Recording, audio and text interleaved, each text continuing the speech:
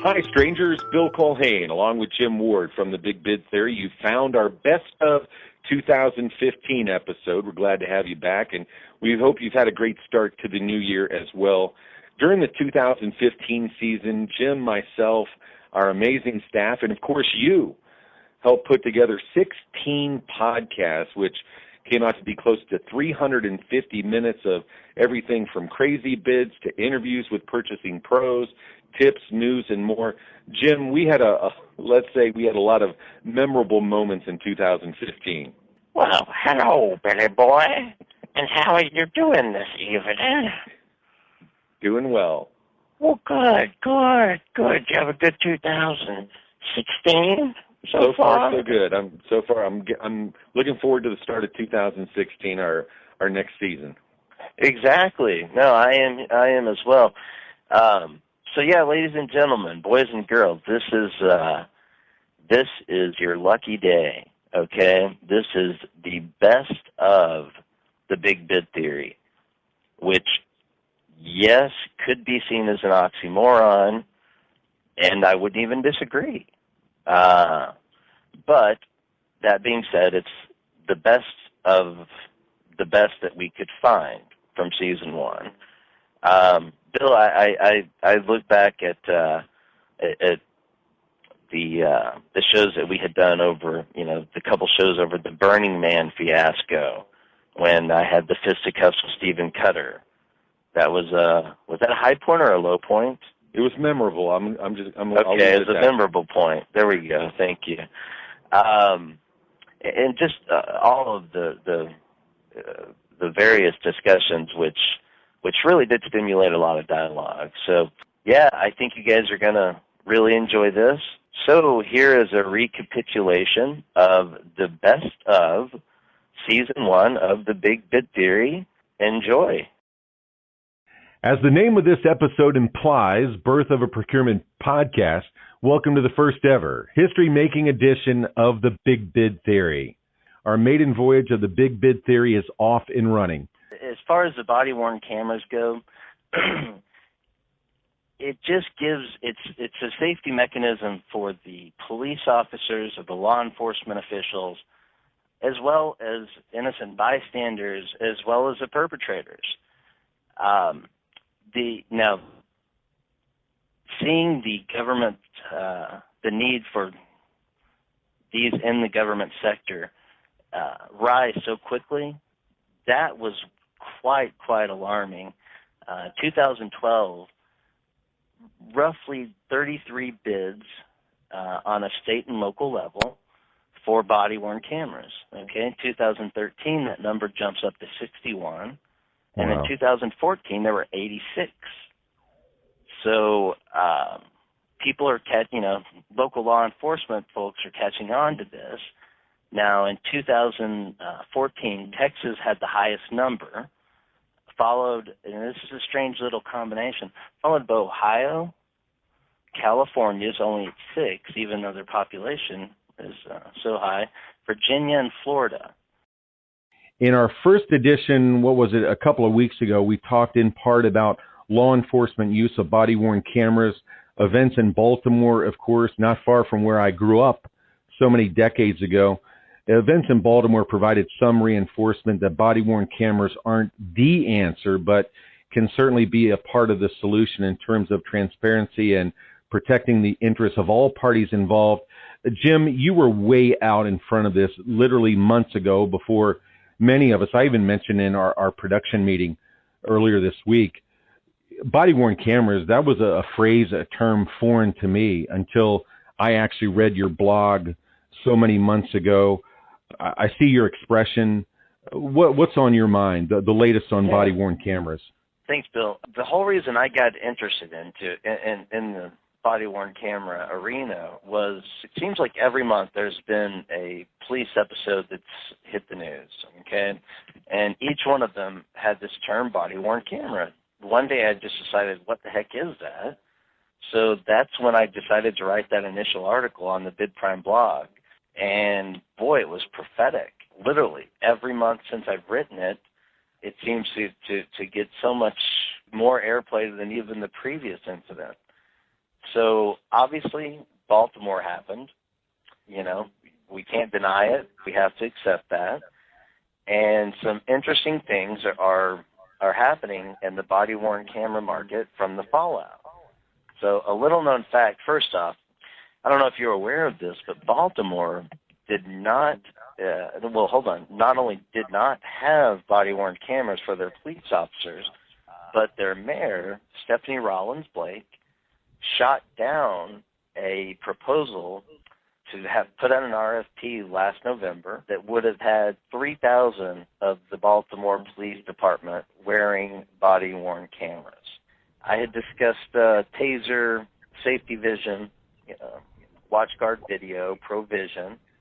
You know, there's some other companies out there like that, but Taser International is so far and away in front of everyone that it's raised eyebrows. I'll just say that, because in a roundabout way, I actually met one of the founders of Taser on a flight one time, and they were both police officers, and ironically, I want to say from Baltimore, which would be really crazy, but they had gone public and lost any input when I talked to the guy. So at this point, it's all about profits, and I just wonder how many law enforcement officials are on the Taser payroll. Not insinuating anything, just asking the question.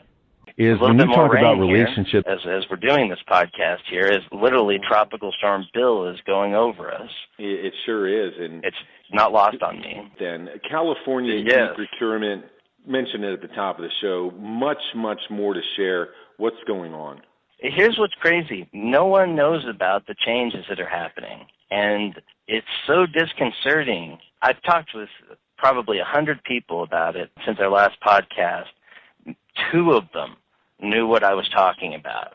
So I'm afraid, I really am, that they're going to wake up on July 1st and go to their normal website and not know what to do, because it's no longer going to be hosted by who it is now, and it's going to be hosted by FizCal. So for everyone out there, vendor-wise, who sells to the great state of California, here is the information once again. For questions, you can go to FizCal, FIS as in Sam, CAL.ca.gov, and if you want to email them, you can just send that to fizcal.cmo@fizcal.ca.gov. So all of you vendors out there who sell to California, which, let's face it, it is the world's, 8th largest economy, 7th largest economy? The numbers are amazing, Jim. And for those of you keeping score at home, state of California purchases almost $10 billion with a B in goods and services each year. That's an amazing number. It's crazy. And now all of that business is going to be done over a different platform. So even I have questions, and I think, honestly, at this point, Bill, I think I'm the most informed person out there, because no one else seems to know anything. Well, Bill, let me tell you about Burning Man. I have actually attended Burning Man in 1999. Yes, I'm old. And also the only year of the neon tubed man, for those that were there. It was pretty wild. But it's a festival. It's 2 weeks long now of creative self-expression. It's basically a bunch of freaks getting together in the desert, and it resembles the bar scene from the original Star Wars. With Jabba the Hutt and all. It's great. But everyone's so nice. It's fascinating. It's music. It's lots of attractive, people running around in bizarre costumes. It's like Cirque du Soleil, except in the desert. So what does that have to do with this topic and the government? Well, it turns out that the Department of Land Management, the DLM, is trying to squeeze the guys that run Burning Man. I'm sure you're listening, Stephen Cutter. He is a land management employee, He says, this is the same stuff they have for deployment in Afghanistan. Now, by they, does he mean our military? And seriously, is he comparing combat in Afghanistan to the Burning Man festival? It's what he said. I'm just a messenger here. Side note, for those of you who like to keep up with different stats, the states with the highest number of bridges, and keep these states in mind for what I'm about to say. They're here in Texas. We have the most. Ohio, Illinois, California, and Kansas. Segue. The states with the highest number of structurally deficient bridges are Pennsylvania, Iowa, Oklahoma. There's your Oklahoma reference. Yeah, Grapes of Wrath complex. Missouri, and Nebraska. In Pennsylvania and Iowa, we're talking 5,000 plus bridges that are deemed structurally deficient. The states with the highest percentage of their bridges that have been considered structurally deficient, Rhode Island, hello to Pennsylvania again. Yeah. Iowa makes the hit parade again, South Dakota, and there's Oklahoma. Oklahoma, of those five, Oklahoma is doing, and you talk about air quotes, Oklahoma's doing the best. Over 18% of Oklahoma's bridges are considered structurally deficient. So question real quick. Okay, so Massachusetts has the Big Dig, which has to have made every bridge within 100 miles in any direction deficient. So Oklahoma's so bad that the Big Dig is still safer than driving in Oklahoma. Is that what these stats are saying? Jim, I hear your calculator clicking. Thank you, right on cue. But think about that. You have over 60,000 bridges in this country that are in various states of disrepair. 1,074 bids out there. What is that, Jim? 1.7 of our nation bridges with failing infrastructure are being rehabilitated. 1.7, not 17%, Jim. Not 17%. Not 1.8 either. No, 1.7. 1.7%. Thanks for doing that figuring, that calculating there. I could hear your fingers. Our listeners out there are saying, okay, Bill, it's really great that you guys are reporting on this stuff. Why don't you help get the word out? We did. As a matter of fact, we contacted media outlets, and I asked everybody to pay attention to the states who had made real media outlets, by the way. Real media outlets. We focused, and you folks heard us. We focused on Pennsylvania. We focused on Oklahoma because they made both lists. And the Grapes of Wrath complex. And we also contacted AP, Associated Press, in Washington, D.C. The folks there in AP, they keep an eye and an ear out on everything that's going on in our nation's capital to, presumably, include procurement. Are you ready for the response that we got back from their transportation expert contact? Can I read it to you, Jim? Please do. Okay. I sent our analysis there, and here's the response. Thanks, but the number of bridges, structurally deficient bridges, and functionally obsolete bridges has been reported widely. Okay, 60,000 bridges, Jim, 1.7% of them are being addressed. Can this topic be reported on too widely? You know, the launch of the TBBT ban tonight, I know, is going to have our audience excited. It is. There's some exciting stuff going on. What we've done is, in honor of ACL, the ACL Festival, being this weekend and all, here in Austin, and us being the live music capital of the world and all, you know, we decided to might as well have us a house band, if you will. So it's going to be the world premiere of the Big Bid Theory band tonight. Now, on to hashtag crazy bids. The late, great Dan Flavin is one of many brilliant light artists. The number of light artists, for those who don't know, well, it's staggering. Governments are interested in the talents of these brilliant people. Jim, talk to me. Okay, so thank you for bringing up the godfather of this genre. First off, welcome to this edition of Crazy Tenders that you can win. It's a first here. So yes, it's basically for urban light art installations. Okay, I'll get into that in a second. So the way light art, what that means even, way back like Picasso and Man Ray, like they realized that they could use light as a paintbrush.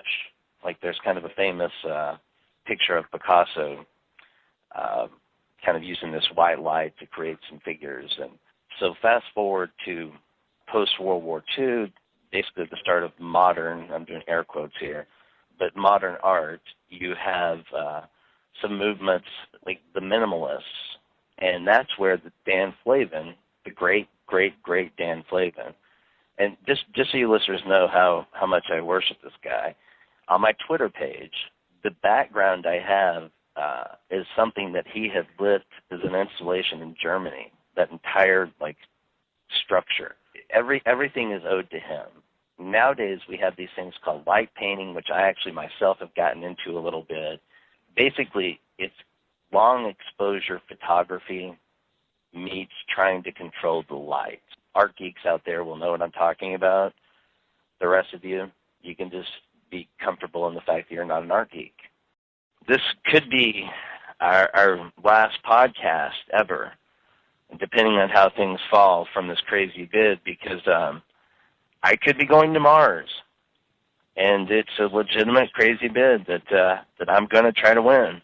So somebody scribbled it up on the bulletin board. So it's Mars. I thought somebody said you're going to Cars. Yeah, well, I was going to see the Cars and Rick Ocasek. By the way, amazing producer, but I digress.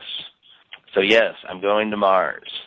Okay, well that's certainly, that may be the craziest bid yet. Anyway, it's going to be cool. I mean, well, it's going to be really cool. It's going to be cold as hell, but anyway, yeah.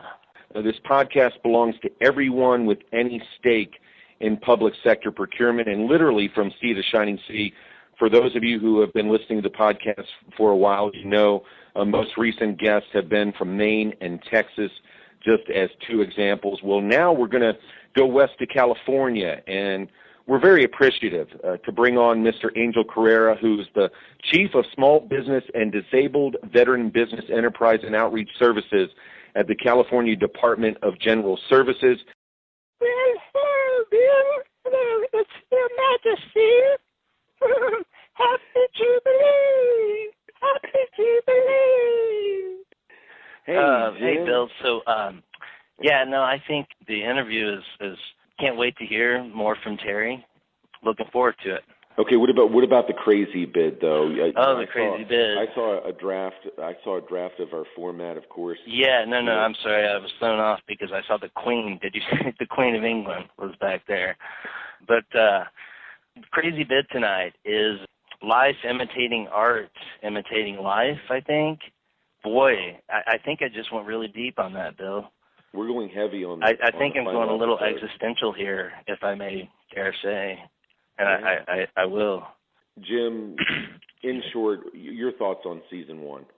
Well, Bill, in all sincerity, I do want to thank our listeners and all of the fantastic emails I've gotten, and actually have gotten to know some really fascinating people. So thank you very, very much. And I have to say what I've said all along. I mean, all of you. I have to also at the same time, Bill, question their wherewithal. You know, they listen to us, and some people actually take this semi-seriously to seriously, and that scares me.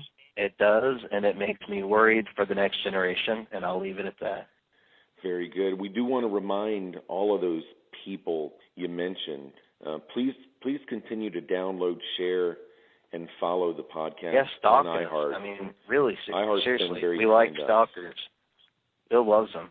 Right. iHeart's been very kind to us, and also our friends at iHeart. And if you want to stay in touch with us, again, we'll still be around, of course, but you can email me at bculhane@bidprime.com.